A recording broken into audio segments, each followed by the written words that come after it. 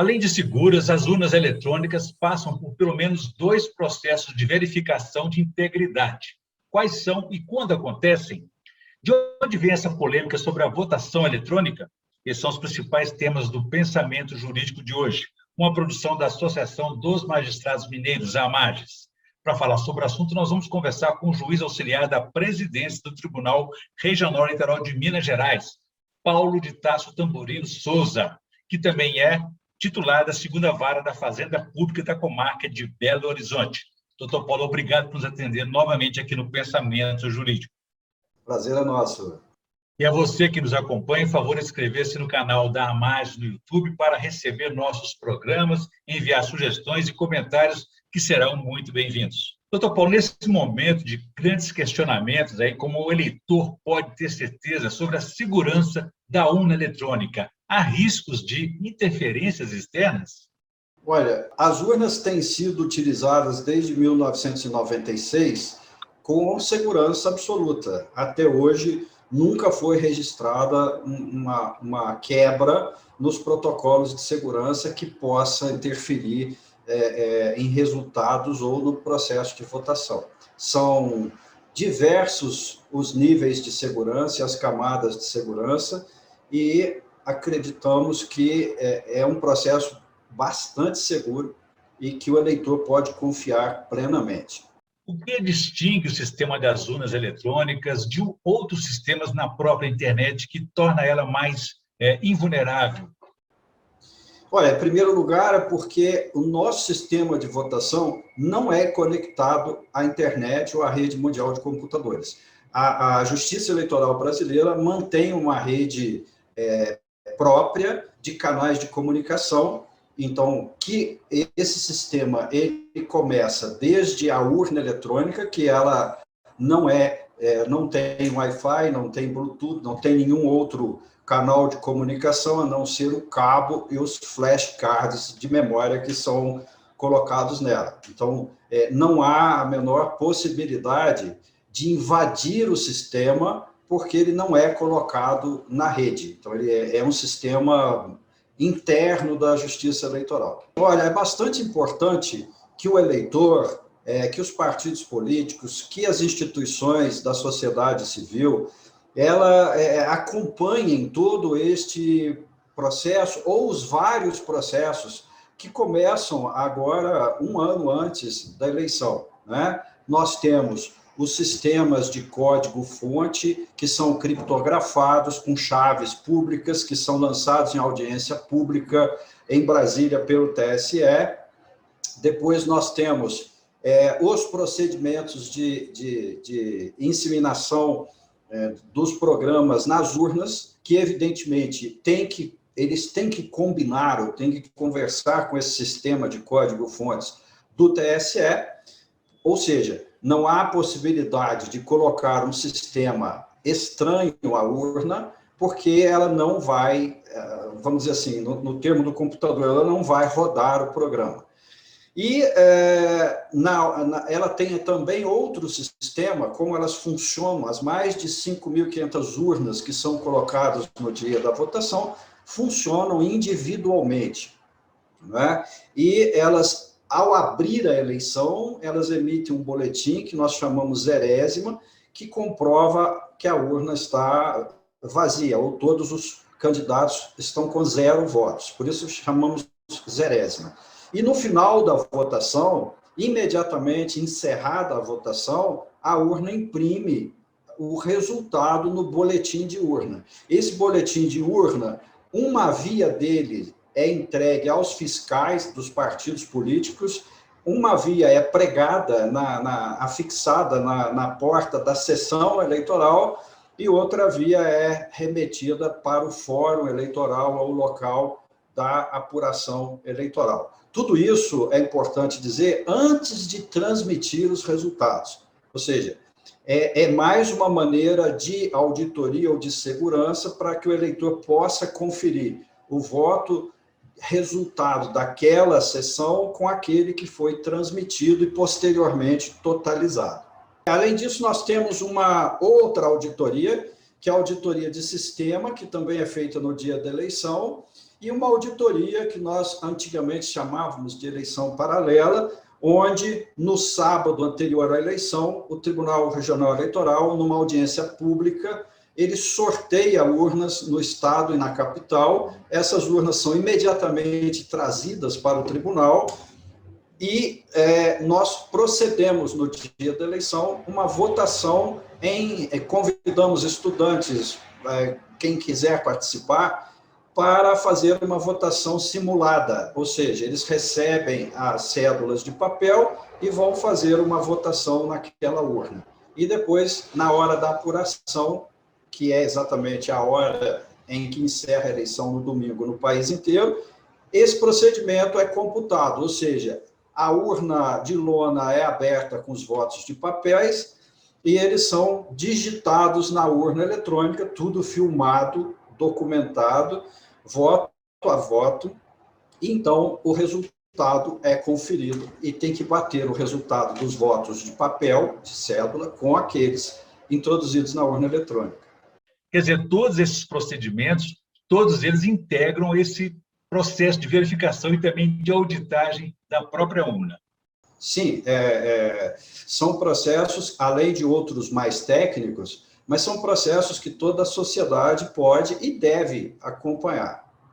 Doutor Paulo, o senhor que é um entusiasta, um conhecedor profundo das urnas eletrônicas, como é que é defendê-las contra tantas inverdades, fake news que convencem a muitos sem quaisquer provas?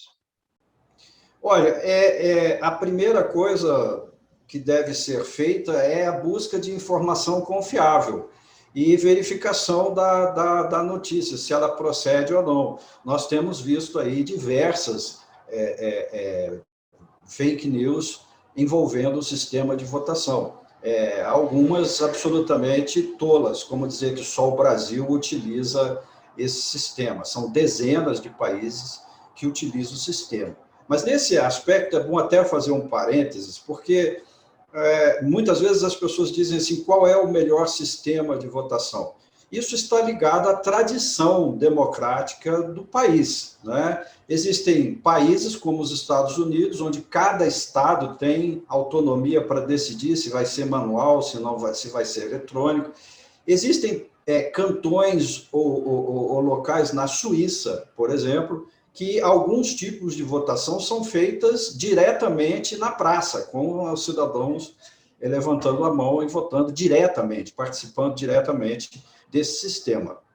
E há outros que evoluíram de um totalitarismo praticamente sem eleição para um sistema extremamente eficiente, eletrônico, como é o caso da Estônia, né? Agora, que se questionar o seguinte, até hoje, em 25 anos, nós não tivemos nenhuma comprovação de fraude nas urnas.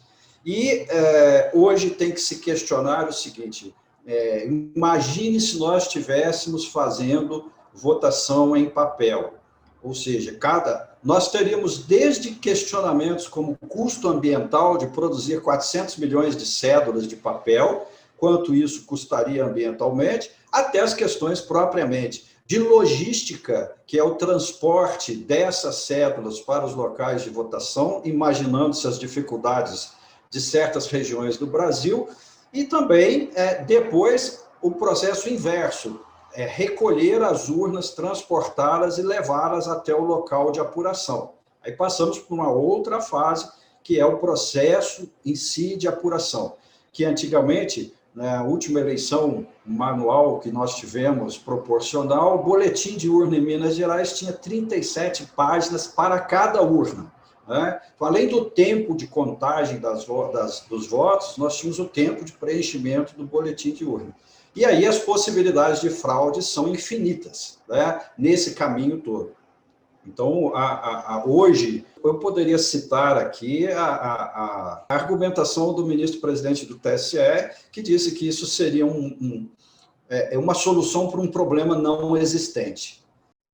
Tão grave quanto isso, doutor Paulo, que muita gente não sabe que, uma vez aprovado o voto impresso, como tentaram fazer no início deste mês aí, é que a apuração também não será mais eletrônica, ela será manual, voto contado, voto a voto. Aí sim seria uma porta aberta para fraude, não é?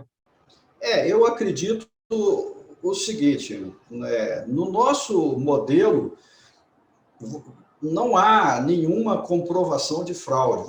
Por exemplo, uma dessas fake news que correu à imprensa e às redes sociais, ela dizia sobre uma suposta invasão do TSE em 2015, se não me falha a memória. Mas, na realidade, não houve invasão de sistemas eleitorais, houve um acesso limitado ao sistema administrativo, onde o que se atingiu foi praticamente o sistema de e-mail do tribunal. E, volto a dizer, o nosso sistema, o caminho completo do sistema, e ele é tão individualizado, ou seja, cada setor que trabalha com a urna eletrônica, nós temos o servidor cadastrado, nós temos um log de acesso daquele servidor, ou seja, se houver qualquer problema, nós temos como identificar em que momento ele ocorreu e qual era o servidor responsável que teve acesso à urna ou ao sistema naquele momento. Um dos públicos-alvo do curso que o senhor ministra é a Polícia Militar. Qual que é a importância e o papel dela durante as eleições? Olha, a Polícia Militar, assim como a Polícia Federal, a Polícia Civil, a Polícia Rodoviária Federal, tem sido grandes parceiros da Justiça Eleitoral. No caso de Minas Gerais, especificamente, a Polícia Militar, porque nós somos um estado bastante típico na federação, nós temos o maior número de municípios dos estados brasileiros, ou seja, com 853 municípios, a Polícia Militar está presente em todos eles. Então, isso é bastante importante para a garantia e segurança do eleitor e do sistema de votação, além do que as forças, em geral, de segurança, especialmente a Polícia Militar, auxiliam a Justiça Eleitoral também na questão de logística, exatamente por estar presente em todos os municípios. Doutor Paulo, voltando nessa polêmica das urnas eletrônicas aí, quantas urnas são auditadas durante uma eleição? Porque há uma proposta hoje no país de ampliar esse número para garantir, dar mais certeza e afirmatividade aí quanto à segurança das urnas eletrônicas. Essa, especificamente, é a auditoria chamada antigamente de eleição paralela, que é essa do sorteio das urnas. Uma das ideias não está definido ainda como seria isso, mas uma das propostas do Tribunal Superior Eleitoral é aumentar os locais onde se possa fazer esse tipo de auditoria.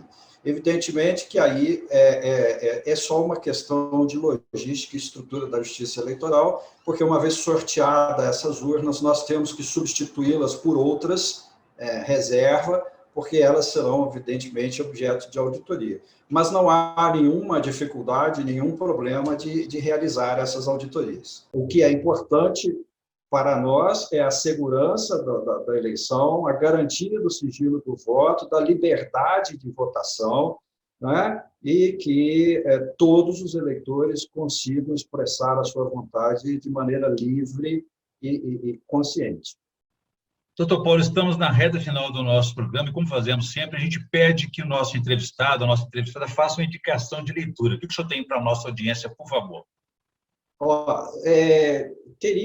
Eu poderia indicar muita coisa que eu gosto pessoalmente, mas atualmente acho que seria bastante interessante revisitar as obras do professor Manuel Castells, começando com um livro dele que chama A Sociedade em Rede, em que o professor Castells é um especialista nessa sociedade e nessas alterações tecnológicas com suas consequências para as pessoas e para a sociedade. Então, essas obras dele, que vão desde os grupos de intolerância, da liberdade de circulação da informação, até o que isso causa nas relações sociais, na economia, na política, em todas as esferas da sociedade. Por isso, acho que é um livro bastante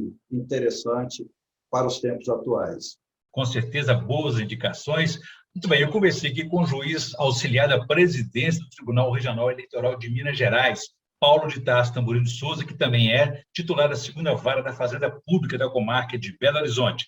E discutimos aí sobre a importância das urnas eletrônicas, a segurança e os testes que são feitos para garantir a sua integridade durante as eleições. Doutor Paulo, muito obrigado pela entrevista, foi um prazer falar com o senhor aqui novamente. Muito obrigado. E você que nos acompanhou até aqui pode ver e rever essa entrevista nos canais da Amarges no YouTube, nas redes sociais e também no site da associação. Ficamos por aqui, obrigado e até a próxima.